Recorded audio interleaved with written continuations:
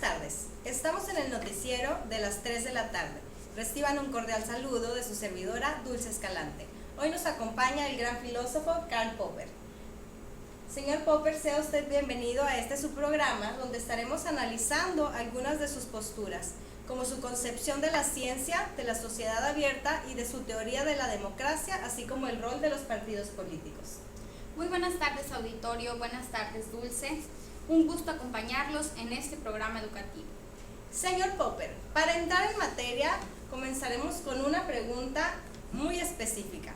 ¿Podría usted explicarnos las tareas que desarrolla un filósofo de la ciencia como usted bien lo representa? Claro que sí, Dulce.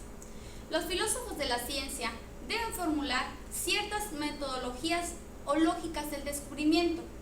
Estas deben considerarse como un grupo de reglas para la evaluación de teorías que ya existen y que ya están articuladas. Las normas favorecen el conocimiento científico porque establecen en qué consiste una buena o legítima explicación científica. En una de sus tantas publicaciones se dio a conocer su filosofía de la ciencia, donde resalta su postura anti-inductivista. ¿Nos podría decir en qué consiste específicamente esa postura anti-inductivista? Claro que sí. Si bien sabemos, la inducción es un método que consiste en encontrar enunciados generales, es decir, leyes o teorías, a partir de un conjunto de observaciones o datos particulares.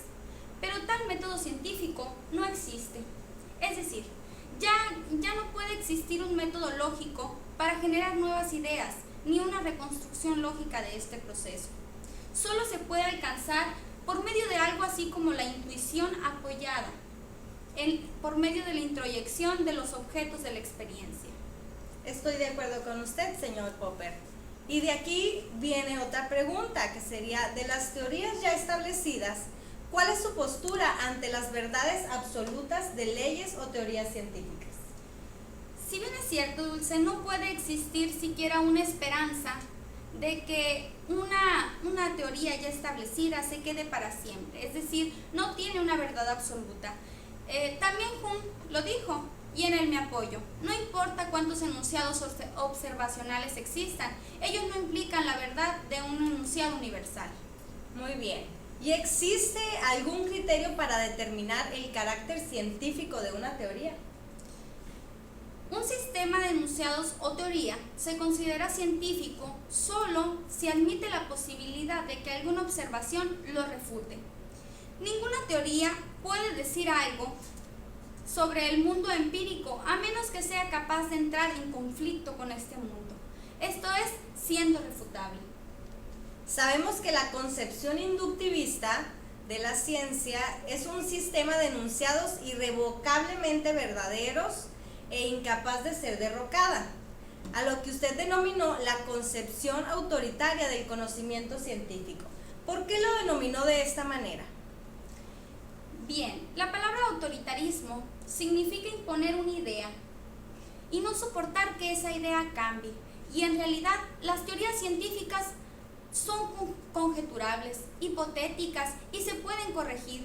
Nunca podemos estar seguros de que las teorías más aceptadas no puedan ser reemplazadas por mejores aproximaciones a la realidad.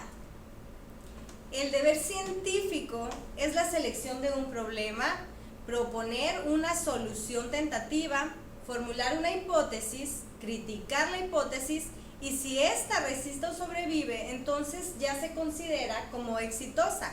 ¿Qué opina usted de todo esto? Sí, ahorita lo mencioné. Ninguna otra teoría puede ser considerada como establecida de forma definitiva. Recuerden que todo conocimiento humano de las ciencias son conjeturas. Somos falibles. La ciencia también lo es. No hay certeza del conocimiento humano. Al hecho de refutar le podemos llamar método crítico. Es lo único que provocará el crecimiento científico. Específicamente, ¿qué es el método crítico o racionalismo crítico? Bien, esa es una capacidad o la prontitud para detectar nuestras equivocaciones, pero sobre todo de aprender de ellas. Se compromete con una forma o estilo de vida que atraen consecuencias de carácter ético, social y político.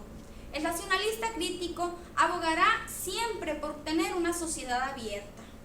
Y entonces, ¿cómo debe ser una sociedad abierta?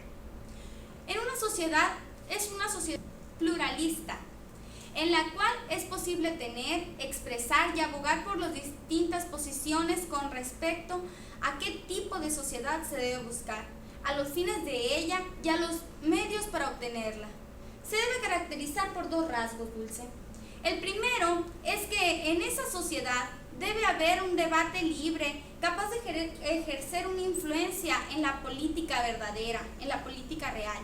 Y la segunda característica es que deben existir así también instituciones que protejan la libertad de los ciudadanos que se encuentran más desprotegidos, los más pobres, los más débiles. Este punto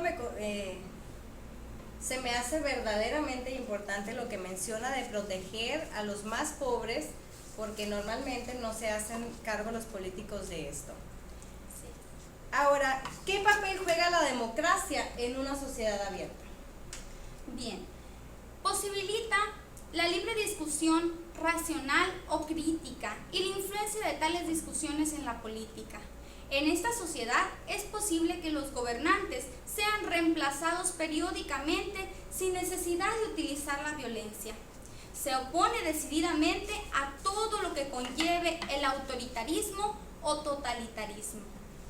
Y ahora que se aproximan las elecciones, ¿qué opinión tiene usted de los candidatos que podemos ver? Bien, Dulce, sabemos que candidatos no vamos a elegir. De eso ya se encargaron los partidos políticos. Considero que los partidos políticos son típicamente instrumentos para el avance y el interés personal. La gente requiere darse cuenta de lo que se necesita en la política son individuos con un juicio propio, autónomos, capaces de asumir responsabilidades y cumplir esas responsabilidades. Me parece perfecto. Para concluir con esta entrevista, me gustaría terminar con una pregunta muy específica. Es de notarse que en esta ocasión son demasiados los contendientes, lo cual difiere de su postura bipartidista. ¿Nos podría explicar las ventajas de su postura? Sí, claro. Al existir demasiados partidos políticos, se altera la estabilidad de los gobiernos. Incluso dificultan su formación y da pie a que se produzcan las coaliciones, que provocan que determinen las minorías. Además, que se debilita la responsabilidad política. Es por eso que al ser únicamente dos partidos políticos, el que sea derrotado en una elección tenderá a darle un significado importante al resultado, lo cual es muy probable que le conduzca a realizar un examen crítico, a conciencia, profundo de sus metas, de sus programas y de sus métodos. Los llevará a buscar nuevas ideas y nuevas propuestas. El día de las elecciones, sin duda alguna, debe concebirse como un juicio final, donde cada partido tendría que pagar responsablemente por sus errores o por sus aciertos, y lo que es más fundamental, tener que aprender de los errores cometidos, Dulce. Muchas gracias, señor Popper. Le agradecemos la atención que tuvo para compartir con nosotros la riqueza de sus aportaciones.